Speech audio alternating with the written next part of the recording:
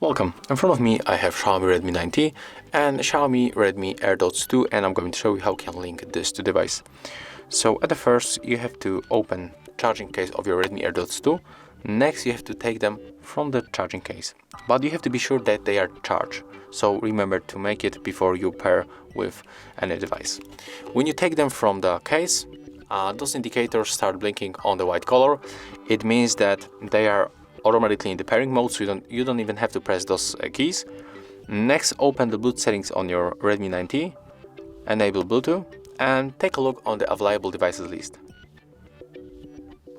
When you got here the Redmi AirDots 2, simply tap on it, click pair, and as you can see right now we are connected. So as you can see, it's very simple, and if you find this video helpful, remember to leave a like, comment, and of course subscribe to our channel.